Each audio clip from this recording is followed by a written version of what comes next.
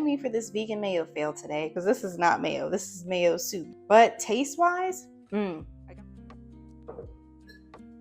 So we're going to take our can of chickpeas or garbanzo beans, whatever you want to call them.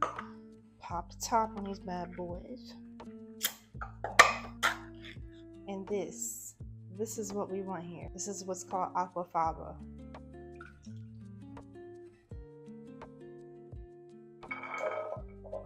I just want to see how much we got, so let's measure. So we got about a cup.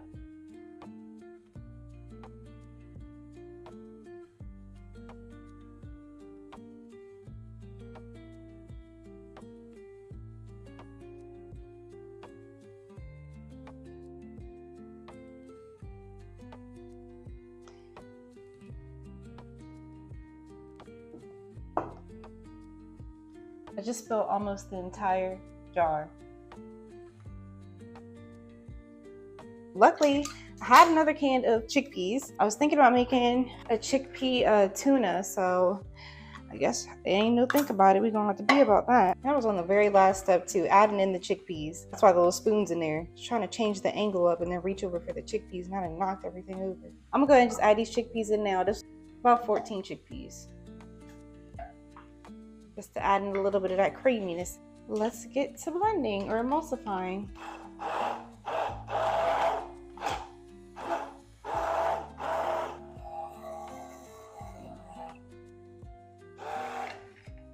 That was a disaster waiting to happen. This is still quite liquidy, and I've never made this, so I don't know if it's time to add in more oil or should I add in more chickpeas. Let's just keep going for another minute or so. Yeah, like this is like almond milk, soy milk. I do know that this is a lot. What am I going to eat all this with? So let's add in another few chickpeas. Okay. So I'm going to go ahead and add in another quarter cup of oil. So we're going to do a half cup of oil total. And I'm just going to blend until something happens. So I've been doing this for about 2 minutes now and it's still not emulsifying. I don't know what I'm doing wrong. The damn immersion blender getting hot. It's literally liquid. I don't know, you guys. And I'm not even about to throw it in the fridge and be like, oh, that'll do it. It ain't gonna thicken up that much. I've been blending this up for at least about 5 minutes now. It's getting thinner and thinner. What do I do? Do I add more oil? So after a quick little second of research, I only watched one video real quick. I think you're supposed to use way more oil because they only use half the can of chickpea water and they use 1 to 1.5 cups of oil. So let's get it going. So then we'll be at 1 total cup of oil. I don't even got room for that. Oh my gosh, she's coming out the back end. I don't know, y'all. This might have to be classified as a fail, you guys. And I done poured in another half a cup of my daggone good oil. Immersion blender hot, feels abused. Let's see if it even tastes good.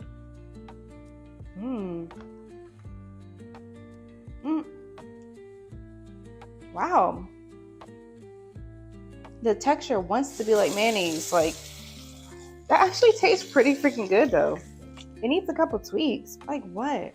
I don't know. At this point, you'll have to come back for an official recipe. You just here with me now. Let's add in a little bit more Dijon. Let's add in some more chickpeas. Just a few to see if we can get a little thicker. Oh shit. You're rolling. Leave that there for decoration. Alright, that's not gonna get any thicker at this point. So I already know texture wise mine is way off, completely off. But we're gonna do a little taste test with this Hellman's. The texture is nice and thick. Yeah, we're going to get this together because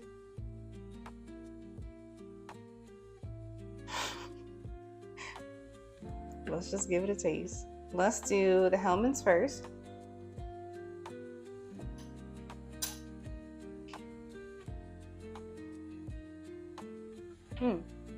I actually wasn't expecting that to be that good on its own. I've never ate it on its own. Interesting. Okay, well, let's taste our homemade mayo.